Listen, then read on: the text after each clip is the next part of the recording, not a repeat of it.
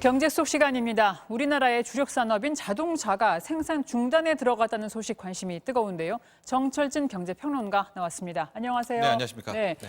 울산 현대차, 울산 1공장이 문 닫는다고 하지요. 네. 이게 반도체 부족 때문인데 미국도 없다, 유럽도 없다. 드디어 우리나라도 버티다가 이제 터졌나 봅니다. 그렇습니다. 지금 이 차량용 반도체 부족 현상. 전 세계적인 문제이기도 하고요. 우리나라도 결국 버티고 버텼는데 이제 더 이상 피해갈 수는 없었을 것 같습니다. 현대차 울산 1공장이 7일부터 일주일간 이제 문을 닫게 되는 휴업을 결정을 했습니다. 여기 관련해서 이제 코나가 한 6,000대 정도, 네. 또 아이오닉 5, 요번에 나왔던 이제 새로운 전기차죠. 마찬가지로 한 6,500대 정도가 피해를 입을 것으로 보이는데, 일단 아이오닉 5 같은 경우에는 차량용 반도체 부족은 아니라 부품 부족이고, 코나 같은 경우가 차량용 반도체 부족으로 인한 결국에는 이 후폭풍이 우리나라에까지 닥쳤다, 이렇게 볼 수 있습니다. 네, 이게 언제까지 갈지가 다들 궁금할 텐데 언제까지 갈까요? 그렇습니다. 차량용 반도체 자체로는 대단한 기술력을 필요로 하는 것은 아니거든요. 네. 다만 마진이 크지 않기 때문에 뭐 독일의 인피니온이라든가 네. 뭐 네덜란드의 NXP라든가 일본의 르네사스 특정 기업에서 이제 만들게 됩니다. 예. 근데 작년에 코로나19가 터졌을 때 수요가 이렇게 뜨거울 줄 몰랐던 거예요. 그래서 생산을 확 줄였죠. 그러다가 지금 수요가 폭발하니까 이 수급을 맞추지 못하고 이런 건데 아마도 한 3, 4개월 정도는 이제 공급을 채우기까지는 더 걸릴 것이다 이렇게 보여지고 있는데 문제는 3, 4개월 후에 막상 물량이 나오더라도 지금 보면 물량을 더 많이 가져가려는 그런 업체들이 있지 않겠습니까? 예. 그러면 생산자 쪽에서는 가격을 올릴 수가 있고 자칫 이것이 뭐 요즘에 전기차 혹은 전반적인 차량 가격의 인상의 영향을 요인이 줄 될 수도 있는 그런 위험성도 남아 있습니다.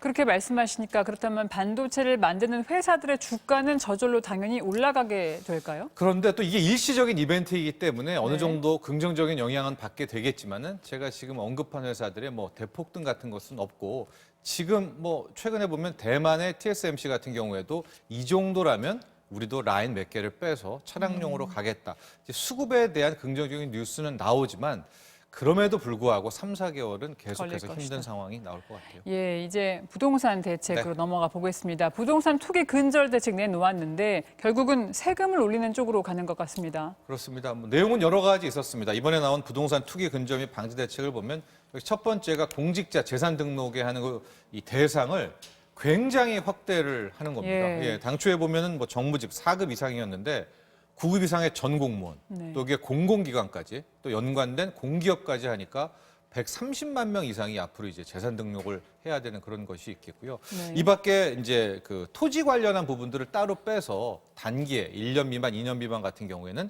양도세를 중과한다는 그런 내용도 있고 토지 관련해서 또 대출 규제를 하는 뭐 그런 내용들도 있고요.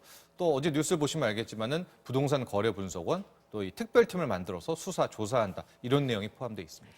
예, 하지만 지금 방금 말씀하신 내용들은 다 앞으로 어떻게 하겠다는 계획의 차원이고 국민들은 지금까지 수사 중인 공무원들이나 국회의원 등등이 결과 나오면 이들의 재산을 어떻게 환수할 수 있을 것이냐, 정말 가능한지 몰수라는 얘기 나오는데 현실적으로 있을 수 있는 일인지 그런 것에 대한 궁금증이 더 크거든요. 네, 굉장히 정확한 지적이신데요. 근데 이번에 방침들을 잘 보시면 앞으로 나올 부분에 대한 적용이기도 하고 투기 규제 같은 경우에는 실질적으로 전 국민을 대상으로 한 것 아닙니까? 그렇죠. 근데 이번에 촉발된 것은 역시 LH 투기 사건이었고 지금 속속 나오는 것들이 뭐 공직자들의 뭐 투기 부분인데 네. 국민들은 이것은 제대로 잡지 못하고 환수하지 못하면서 갑자기 왜 화살 방향을 부동산 거래 분석원으로 해서 전 국민으로 돌리느냐 이런 분노가 있는 것입니다. 그래서 지금 뭐 국회에서도 그렇다면 이번에 투기 사건에 대한 소급 적용을 좀 해야 되는데 예.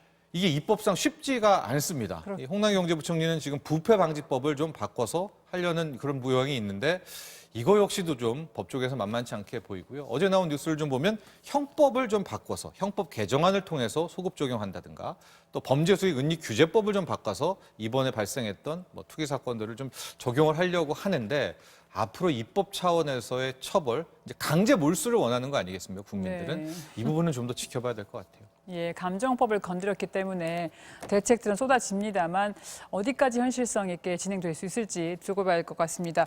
마지막으로 지금 서울 공공재개발, 공공재건축 이런 와중에도 진행이 되고 있지 않습니까? 네. 하지만 장관도 이거 주도했던 장관도 물러나고 LH는 지금 난리통인데 맞습니다. 어떻게 될 전망으로 보십니까? 그렇죠. 어제도 그렇고 이제 이사 대책에 나왔던 3080 플러스 서울 수도권에 30만 호, 뭐 전국에 80만 호에 대한 대책들은 계속해서 나오고 있습니다. 또 공공재개발주 후보들도 나왔었는데 문제는 좀 남아 있는 것 같아요. 앞서도 말했지만 가령 3기 신도시 광명 시흥 같은 경우에는 이 LH 사건들이 처리가 되지 않고 이것이 그냥 넘어가게 된다면 사업 진행하기가 힘들겠죠. 그렇겠죠. 왜냐하면 해당 직원들의 땅에서 계속 건설이 되게 예. 되니까요.